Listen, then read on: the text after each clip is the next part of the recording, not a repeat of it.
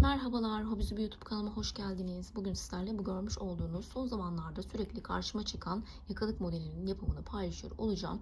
Instagram olsun, TikTok olsun, Pinterest olsun sürekli karşıma çıkıyordu. Ben de oturdum, sayılarını, şablonunu çıkardım ve sizler için model tarifini hazırladım.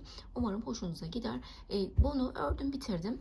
Kalın, ince fark etmiyor. Her türlü iple örebilirsiniz. Makrame olur, akrilik olur. İnce iplerinizi 2 kat yaparsınız. Yine aynı forma kavuşturabilirsiniz. Ben yün ip kullandım. İpimden, tığımdan videonun içeriğinde bahsediyorum.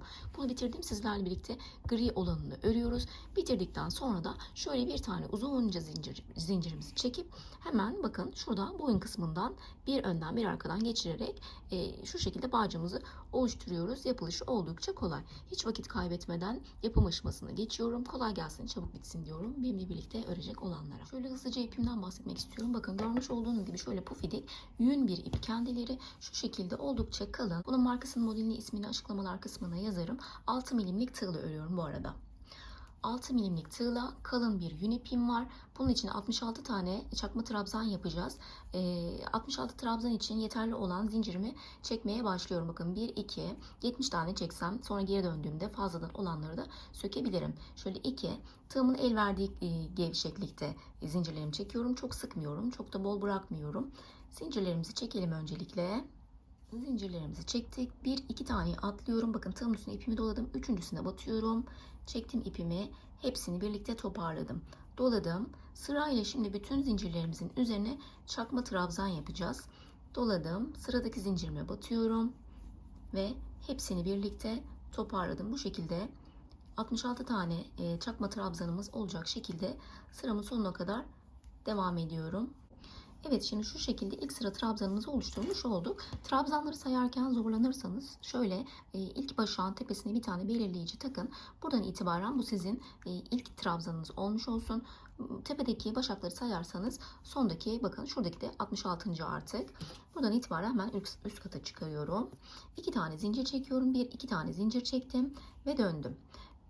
İlk başağımın, yani şunun tepesine bu zinciri yapmış olduk. İpimi doladım. Bu ilkine değil, yani şuna değil, yanındakine batıyorum. İpimi çektim ve bir tane çakma trabzan yaptım. Doladım, yanındakine battım. Bir tane daha çakma trabzan yaptım. Buradaki sıralamamız da hepsi çakma trabzan olarak devam edecek. Yani 2 sıra boyunca çakma trabzan yapmış oluyoruz. Bu şekilde 66'nın üzerine sıra sonuna kadar devam edelim. Şu şekil.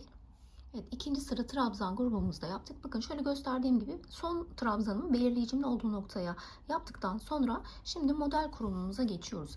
İlk sırada model kurulumunda bu 5 tane zincir çekeceğim. Bir dahaki sırada böyle olmayacak. 2, 3, 4 ve 5 tane zincir çektik. Döndüm. Şimdi bu ilk trabzanımızın tepesine 5 tane zincir çekmiş olduk, bakın. Şuradan baktığınızda şu başağın üzerine 5 tane zincir geldi. Şimdi bunu saymıyoruz. Bu buna ait. Yanındakinden itibaren başlıyorum. 1, 2, 3, 4. 4 tane saydım. 5.'yi buldum. Tığımın üstüne ipimi doladım. 5.'nin içine giriyorum. Buraya artık ikili trabzan yapıyorum. Bakın. İkisini birlikte, ikisini birlikte. Doladım. Aynı yere battım. İkisini birlikte, ikisini birlikte. Yan yana 4 tane ikili trabzan yapıyorum. 3. trabzanım ve 4. trabzanım. Bir tane zincir çektim. Doladım. Aynı yere tekrardan giriyorum ve 4 tane daha ikili trabzan yapıyorum. 2, 3 ve 4. Bu şekilde aslında 8 tane trabzanımız var ama arada bir tane zincirimiz var ve bu da baştaki tek dal trabzanımız olarak kabul edeceğimiz trabzan. Bunu bir sonraki sıralarda devam ettireceğiz. Yalnız başlangıçta 5 taneydi. Bunun sayısını düşüreceğiz. Şöyle. Tam üstüne ipimi doladım. Bakın buraya trabzanlarımızı örmüştük. Sayıyoruz. 1, 2, 3, 4. 5.'yi buldum. 5.'nin içine girdik. Ve buraya tekrardan 4 tane ikili trabzan. 1, 2, 3, 4 tane ikili trabzan. Bir tane zincir çekiyoruz. Doladık. Aynı noktaya batıyoruz ve tekrardan 4 tane daha ikili trabzan.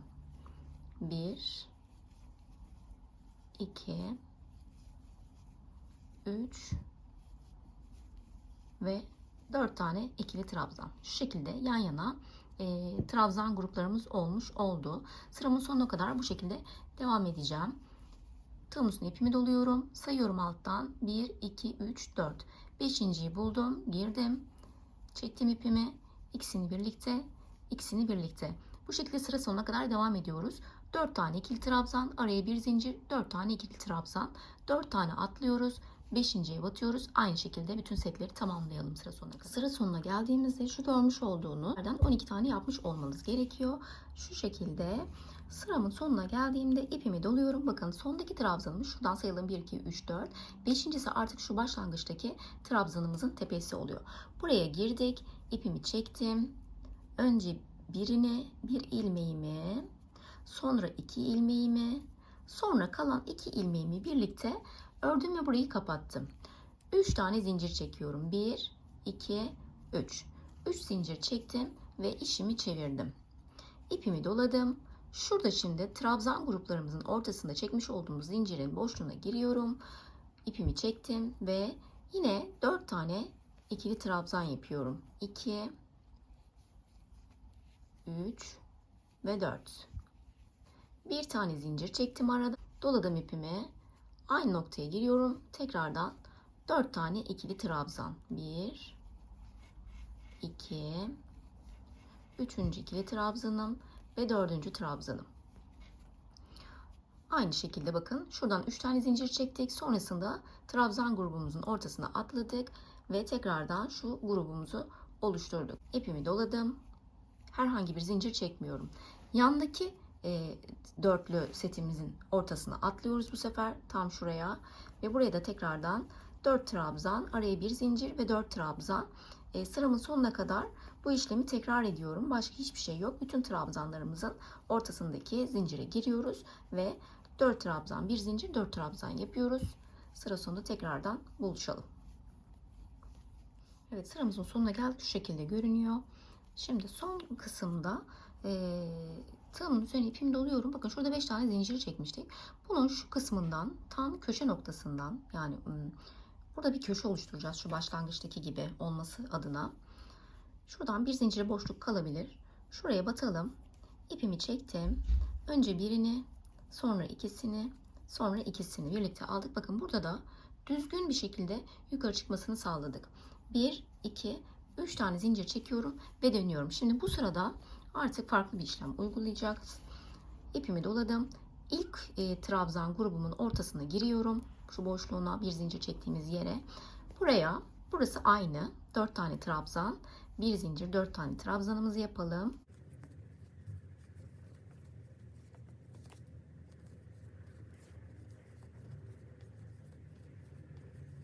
Şimdi ikinci grubumuzun içine geldim. İpimi doluyorum.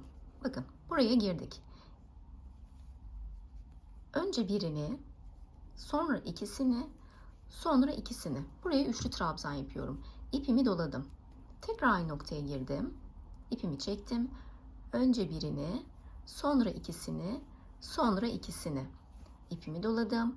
Aynı boşluğa girdim. 3 tane ilmeğim var. Önce birini, sonra ikisini, sonra ikisini doladım. Bu şekilde toplam 9 tane üçlü trabzan yapıyoruz. İpimi çektim. Bakın 3 tane ilmeğim var. Önce birini, sonra ikisini, sonra ikisini. Şu an 4 tane oldu. Toplam 9 tane olacak şekilde örmeye devam edelim. Önce biri, sonra ikisi, sonra ikisi.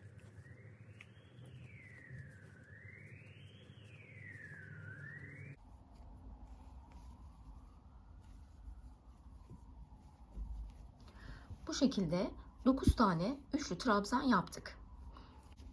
İpimi doladım. Bir sonraki trabzan grubuma atlıyorum. Buraya tekrardan normal ikili trabzan yapıyorum 4 tane. Araya bir zincir ve 4 tane ikili trabzan. 3, 4 tane ikili trabzan yaptım. Bir zincir ve tekrardan 4 tane ikili trabzan. 1, 2, 3, 4. Şimdi kafanız karışmasın. Şöyle göstereyim. Bakın. Başlangıçta 3 tane zincirimizi çektik ve dörtlü gruplarımızı yaptık. 4 trabzan, bir zincir, 4 trabzan. Bir sonraki grubumun üzerine 9 tane üçlü trabzan yaptım. Bir sonrakine atladım. Bakın 1, 2, 3. sıraya atladım. Buraya da 4 trabzan, araya bir zincir, 4 trabzan yapıyorum. Yaptım daha doğrusu. Sonra 4. grubumun içine atlıyorum. Burasını da aynı şekilde örüyorum. 4 trabzan, bir zincir, 4 trabzan, 2, 3 ve 4. trabzanım. Bir tane zincirim, doladım. Aynı şekilde devam. 1, pardon.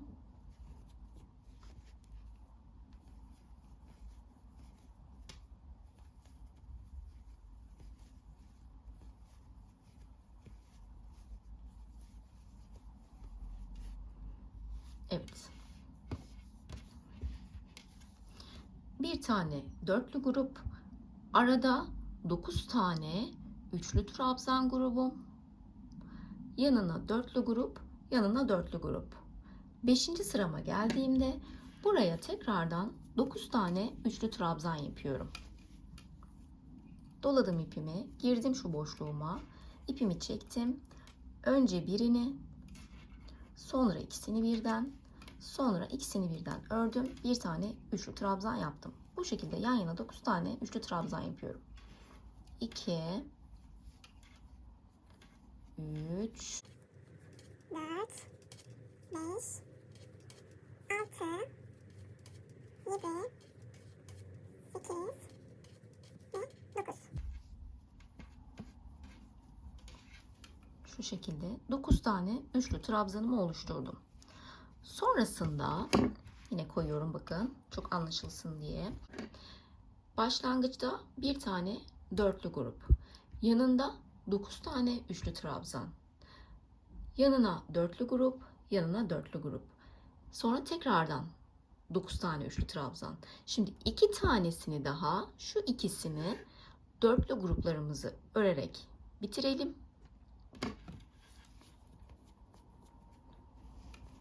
Şimdi 2 tane yan yana dörtlü grubumuzu ördük.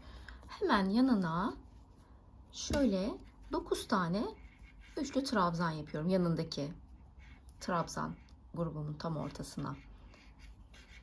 Buraya 9 tane üçlü trabzanım var.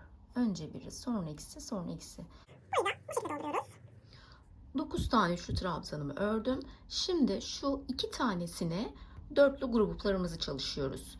4 tane trabzan, bir zincir, 4 trabzan. Yanına atlayıp 4 trabzan, bir zincir, 4 tane trabzan. Dörtlü trabzanlarımızı yaparken ikili trabzan yapıyoruz. Yani 4 tane trabzan yapacağımız zaman ikili trabzan. 9'lu gruplarımızı yaptığımız zaman üçlü trabzan yapıyoruz. Bunu unutmayalım. Evet, sonunda 2 tane boşluğumuz kaldı. Bakın sağ tarafta ne yapıyorsak aynı şekilde devam ettiriyoruz. Aynı boşlukları vererek. Sondaki 2 tanesine buna 9 tane üçlü trabzan yapıyorsunuz. Yandakine de dörtlü gruplarımızı çalışıyoruz. Buraya 9 tane üçlü trabzan, buraya da 4 tane ikili trabzan, bir zincir, 4 tane ikili trabzan. Sıramızın sonuna geldik. İpimizi doladık. Bakın şu altta 3 tane zincirli yukarı çıkmıştık. Bunun tepesine batıyorum. İpimi çektim. 3 seferde 1, 2 ve 3 seferde yukarı çıktık. 2 seferde yukarı çıktığınız zaman burası kasıyor. Bu yüzden 3 seferde yukarı çıkarsanız çok daha rahat olacaktır. 1, 2, 3 tane zincirimi çektim. Döndüm. Şimdi burada dikkat etmeniz gereken, bakın şu şekilde bakalım. Bir tane burada 9 tane üçlü trabzanım var. Bir tane burada, bir tane burada ve bir tane burada. Toplam 4 tane 9'lu grubum var. Üçlü trabzan yapmış olduğumuz. Bu 9'lu gruplarımızın üzerine çalışacağımız zaman her zaman üçlü trabzan yapacağız. Diğerlerinde ikili trabzan yapıyoruz. Şimdi ilk dörtlü grubumun üzerine yine aynısını örüyoruz. 4 tane ikili trabzan, bir zincir, 4 tane ikili trabzan. Evet, şimdi buradaki dörtlü grubumuzu oluşturduktan sonra ipimi doluyorum. İpimi doladım. Şuradaki 9'lu grubuma geldim. İlk üçlü trabzanımın tepesine batıyorum. İpimi çektim. Buraya tekrar üçlü trabzan. Önce birini, sonra ikisini, sonra ikisini birlikte ördüm. Bir tane zincir çekiyorum arada. İpimi doladım. Bir sonraki trabzanımın tepesine batıyorum. İpimi çektim. 3 seferde çıkıyorum. Önce biri, sonra ikisi, sonra ikisi. Bir tane zincir çekiyorum. Doladım. Bir sonraki trabzanımın tepesine batıyorum ve 3 seferde çıkıyorum. Şu şekilde. Bir zincir doladım. Bir sonraki trabzanın tepesine batıyorum. Bu şekilde bütün trabzanlarımızın tepesine batıyoruz. Üçlü trabzan yapıyoruz. Arada da bir tane zincirimiz var aslında. Bu şekilde sıramın sonuna kadar götürüyorum bu trabzan grubumu. 9 taneydi. Şimdi bakın 8 tane olacak. Yani şu şekilde bakın. Üzerlerini ördüğümüz zaman ve aralarına bir tane zincir koyduğumuz zaman saydığınızda 2, 4, 6, 8 tane trabzanınızın olması gerekiyor bu noktada. Şimdi aynen devam ediyoruz. Bakın aralarda 2 sıra boyunca dörtlü gruplarımız vardı. O 2 sıra dörtlü gruplarımı örüyorum. Şuradaki 9'lu grubumuzu tekrardan buluşalım. Evet, şimdi bahsettiğim 2 tane grubumun üzerine dörtlü gruplarımı ördüm. Şuradaki üçlü trabzanlarımın olduğu yere geldim. 9 tane üçlü trabzanım vardı. Doladım ipimi. Herhangi bir zincir çekmiyoruz zaten birbirlerine atlarken. İlk üçlü trabzanımın tepesine batıyorum ve üçlü trabzan yapıyorum. Arada bir tane zincir doluyorum. Bir sonrakinin tepesine batıyorum. Üçlü trabzan yapıyorum. Burada böyle kutucuklar oluşturmuş oluyoruz. Bir tane zincirimi çektim. Doladım. Bir sonrakinin tepesine battım. Ve bu şekilde devam ettiriyorum. Toplamda bir zincir çektim. 8 tane trabzanım olmuş oluyor. 8 tane üçlü trabzanım olmuş oluyor. Sonrasında bu grubu tamamlıyoruz. Bakın arada tekrardan dörtlü gruplarımız var. Herhangi bir zincir çekmiyoruz birbirlerine atlarken. Buradaki dörtlü gruplarımızı tamamlıyoruz yan yana 2 tane. Sonra tekrar şurada 9 tane üçlü grubumuz var.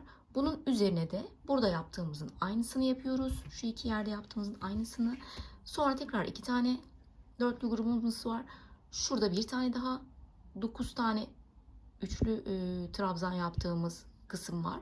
Bunun üzerine de tekrardan aynı burada yaptığımızın aynısı ve sona geliyoruz. En son kısımda tekrardan buluşalım. Bir sonraki sırada çünkü değişiyor. Sıramın sonuna geldim. Şuradaki trabzanımı da yapıp 3 tane zincir çekerek yukarı çıktım. Bakın 1, 2, 3, 4. 4 sıra boyunca ilerledik. Şimdi 5. sıradayız. 5. sıramızda trabzan sayılarımızda değişiklik olacak. 5. sırama geçtim. 3 zincirle yukarı çıkmıştım. İpimi doladım. Şöyle düzeltelim. İlk trabzan grubumun içine atlıyorum. 2 tane ikili trabzan yapıyorum. 2 tane ikili trabzan, bir zincir ve 2 tane ikili trabzan. Normalde 4 tane ikili trabzan, bir zincir, 4 tane ikili trabzandı. Bunu şimdi ikişerli grup halinde ördük. Bakın şu şekilde. Fazladan yapmışım. 2 tane ikili trabzan, bir zincir, 2 tane ikili trabzan. İpimi doladım. Şimdi şurada yapmış olduğumuz bakın üçlü trabzan gruplarımız var. 8 tane üçlü trabzan grubu yapmıştık. İpimi doladım. 2 tane trabzan grubumun ortasına boşluğuna giriyorum. Buraya üçlü trabzan yapıyorum. 3 seferde çıktım. 1, 2, 3. Doladım. Tekrardan aynı boşluğa giriyorum. Şuradaki boşluğuma. Tekrardan üçlü trabzan yapıyorum. 1, 2, 3. Doladım. Bir sonraki boşluğuma atlıyorum. Burayı ördük. Yandaki boşluğuma atladım. Ve üçlü trabzan yapıyorum tekrardan. Bu üçlü gruplarımızın üzerine üçlü, ikili gruplarımızın üzerine de ikili çalışıyoruz. Şimdi yan yana üçlü trabzan yaptım. Herhangi bir zincir çekmiyorum aralarda. Doladım. Bir sonraki boşluğa atlıyorum. Ve üçlü trabzan yapıyorum tekrardan. Bu şekilde burada görmüş olduğumuz trabzan boşluklarımızın arasına girerek hepsine ikişer tane üçlü trabzan yaparak şu noktaya kadar geliyoruz. Şu son boşluğumuza kadar.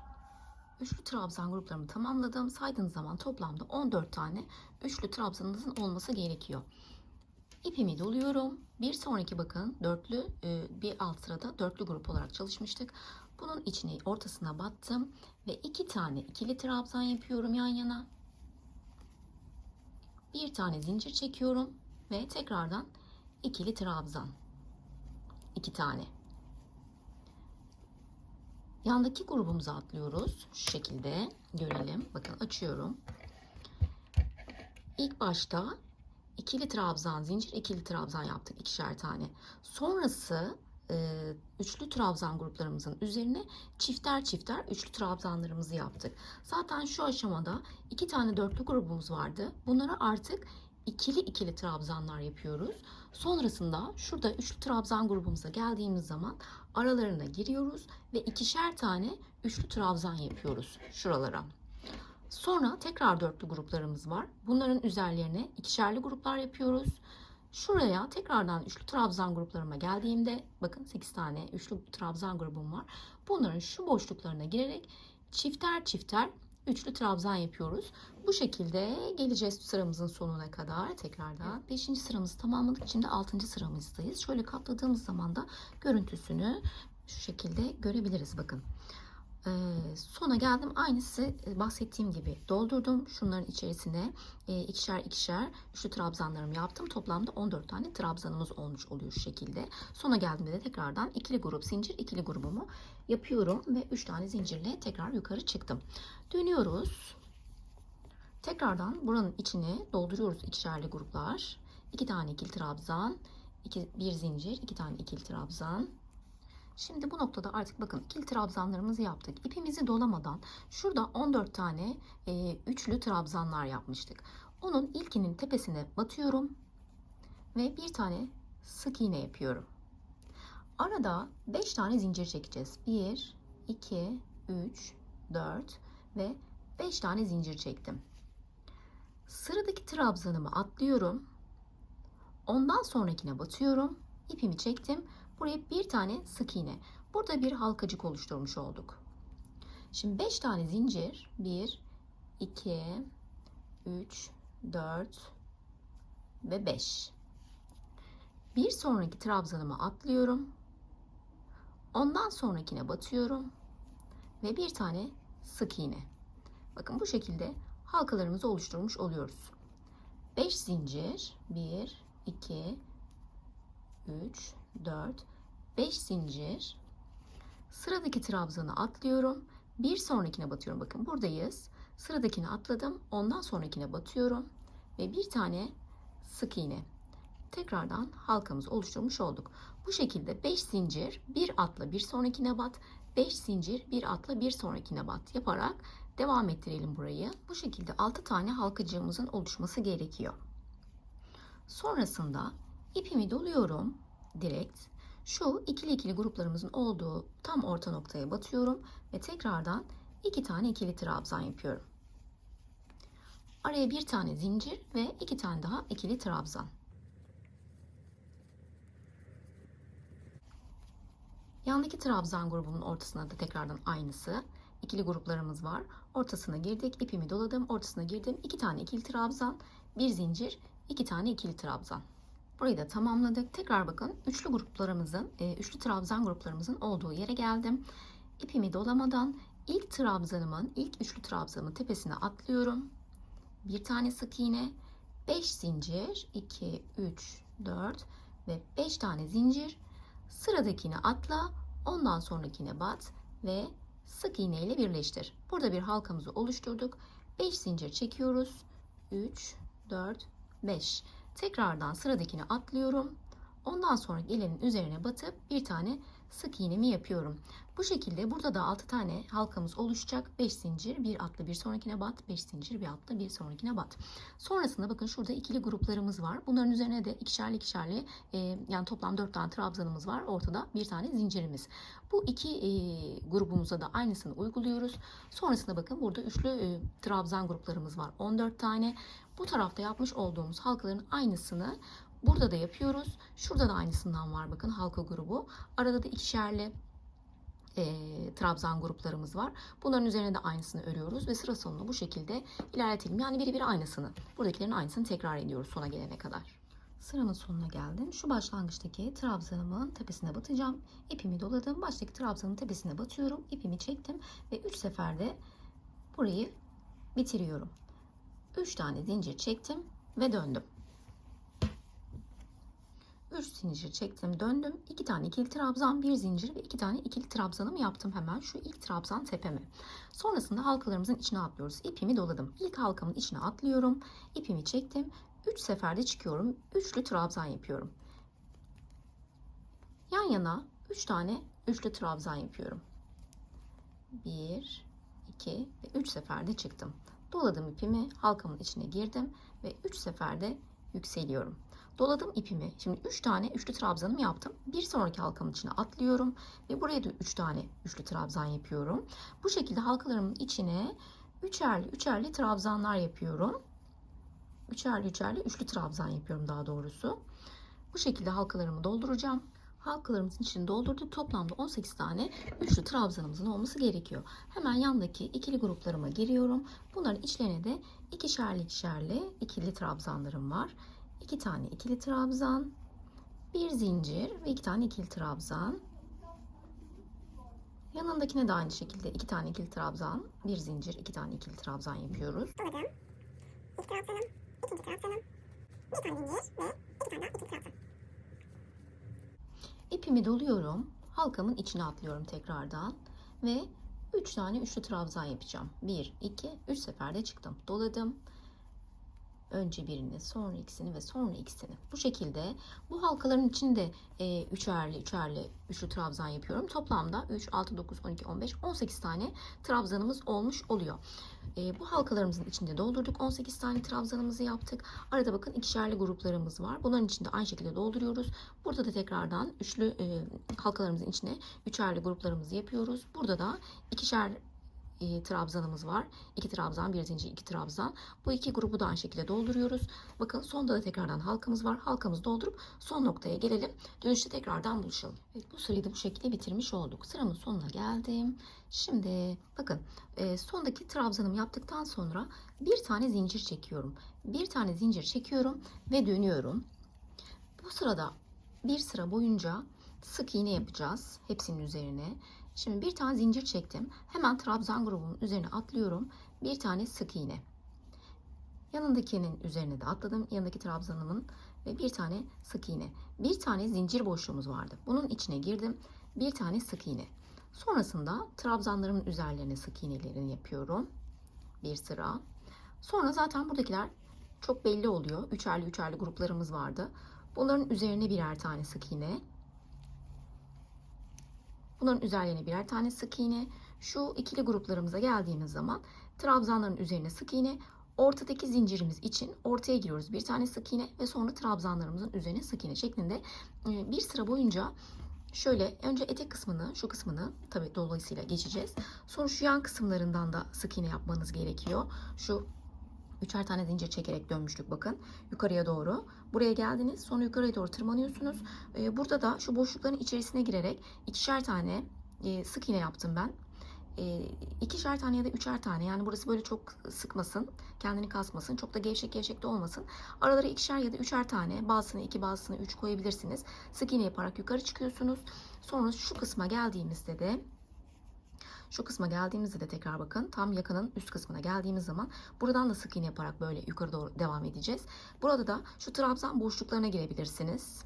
Trabzan boşluklarına, tepelerine batması zor olacaktır. Çünkü burası bizim başlangıç noktamızdı. Yani şu yukarısı başlangıcı yaptığımız yerdi. Burada da şu trabzan boşluklarına girip bir sık iğne, sonra yandaki trabzan boşluğuna girip bir sık iğne yaparsınız. Şu şekilde. Sonra tekrardan geliyoruz şu aşağı kısma. Kenarları da doldurduktan sonra. Şimdi bakın altı bitirdim. Şurada hemen kenar kısmını yaptım. Köşeyi dönerken şu köşe noktalarında ikişer tane batabilirsiniz. Köşe dönüşlerindeyken. Çok böyle yamulmaması adına. Size bahsettiğim gibi şu kısmı da göstereyim.